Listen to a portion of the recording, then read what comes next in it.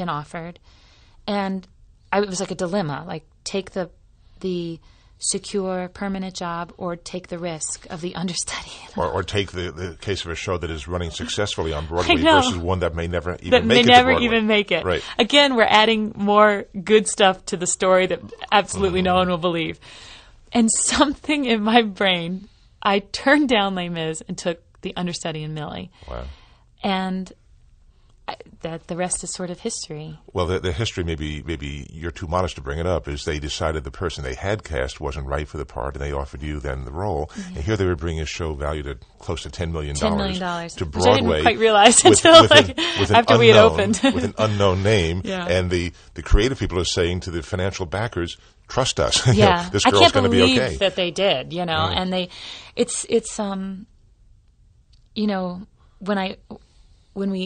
when I won the Tony, but then of course, then the Tony Awards and then winning the Tony, Shirley MacLaine sent me a bouquet of flowers that said, "From one understudy to another."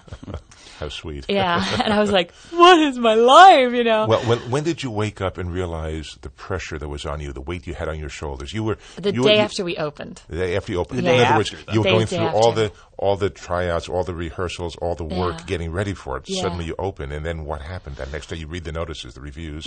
And then like everything, all of a sudden, my name is everywhere. People love me. People hate me. It's like, you're like, huh? Like, oh my gosh, people are writing about me. People are talking about me in ways that I don't know if I can handle it. And then I went like psychotic for like a couple days. But then I was like, oh my gosh, $10 million have been riding on my shoulders. I had no idea. Panic, But it was, I think the entire 2 years of Millie I can look back on it now and say, wow, like look at that. Look at it. When I was going through it, it was very surreal, very much a blur. I was probably more insecure than ever, so doubtful, but those are just things when you all of a sudden achieve success. Those are just ultimately you're like, how do you deal with it? And it was a very intense situation, a lot of pressure, but ultimately, really worthwhile. Of course, as Howard mentioned, you did get the Tony for Millie, and you got rave reviews and packed the house all the time. The score was a very bright, bouncy 20s feeling score. Yeah. You had a lot of good numbers in the score. You can tell I'm leading up to saying we should play another song. Oh, absolutely. When we were in La Jolla, this is another good story. When we were in La Jolla, they had this 11 o'clock spot number in the show, and they hadn't written a song for it.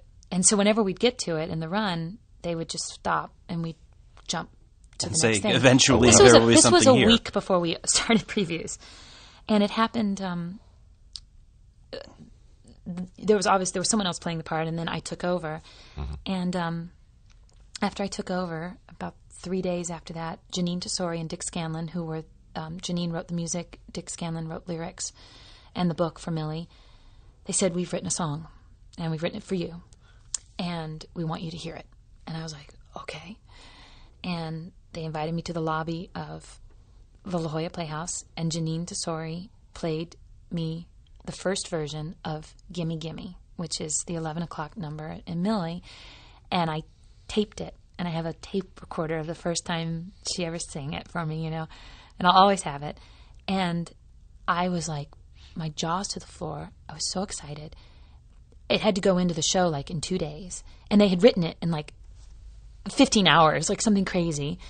And it ended up becoming quite a song to be remembered, and was by far my favorite part of the show.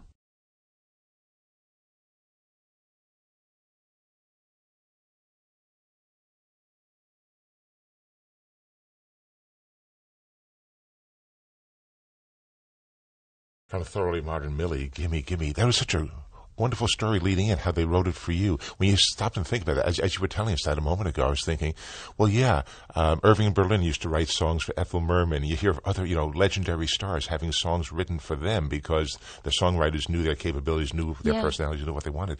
That has to be quite a thrill for you. When did the import of that sink in on you? At the time they wrote it, or sometime later? Well, I remember putting it in my car, like leaving that rehearsal and putting it in my car and sort of listening to it over and over again and thinking, they just wrote a song for me. No one's ever written a song for me. It's like perfect. I can't believe it, you know. I think a lot of all of this really sunk in sort of this year. It seems so weird, but, you know, when you're going through it, it's, you know, as a young girl, it's like you dream of these things and you put them so far up on a pedestal, you think that they're never going to be attainable. You know, even winning a Tony Award, I would practice my speech in my bedroom and think about what I would say, and I would be weeping, and it's, you know. And then when it happens, it's this very surreal thing, you know, you really don't, and then next thing you know, you have a Tony in your house. And so you're like, all of the things that happen in between the Tony sitting above your computer, it's all kind of a blur. That's where the Tony is? It's above the computer. It's being attacked by, I have like a Darth Vader lightsabers one side of it, and then some other scary action figure is getting the other side. That's how we always think of them being stored at the American Theater Wing. That's exactly what we envision. Let me ask, it feels like we've been talking so much about how you got where you are and the experience of that, and you've obviously stayed very level-headed in all of this, but you did burst on the scene. I mean, you'd been working for 10 years, but for most people, because you'd been touring, you'd done smaller roles and shows, there is that experience of suddenly casting directors know who you are, television people even. Did you have that burst of that, and does that still go on now of people constantly coming at you with new projects? And you've obviously chosen to stay right now with theater, stage. And are those other opportunities there, and do you want to grab them at some point? Well, it was interesting, actually, when Millie happened, you know, for the first time, I'm meeting with people that scare me, you know, a lot of television, a lot of movies, all of those things.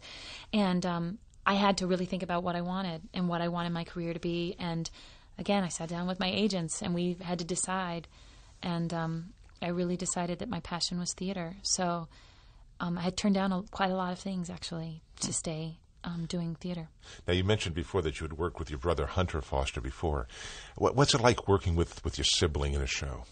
You know, Hunter, we've had the opportunity of doing 2 Broadway shows together. We did Grease and we did Les Mis together for about 3 days because he was leaving as I was coming in. You know, Hunter and I obviously were brother and sister. We grew up together. We did shows together as kids. And now we're both in the theater community, successful and working, and to be able to work together and even just to be working and to be able to go, this is amazing. And I'm just so proud of him. I think he's exceptional. I think he's unbelievably talented. And I just feel really lucky that we've both you know, made names for ourselves and that we're both doing so well. And it's exciting to work with Hunter. I think he's unbelievably talented. When I work with him, he's a great actor, and also my brother, but he's a great actor. Well, 2 people from the same family, both very successful. What advice would you give to young people coming up in the business now who want to get into theater, let's say? Take as many opportunities as you can. The best experience that I ever got was through learning as I went. Try to just really learn from the people that you admire. You know, again, it's a lot of luck, but a lot of tenacity, fearlessness, and talent. Train, work hard, and really believe in yourself more than anyone else does. And it's a lot more. It's a lot of work, but it's worth it in the end.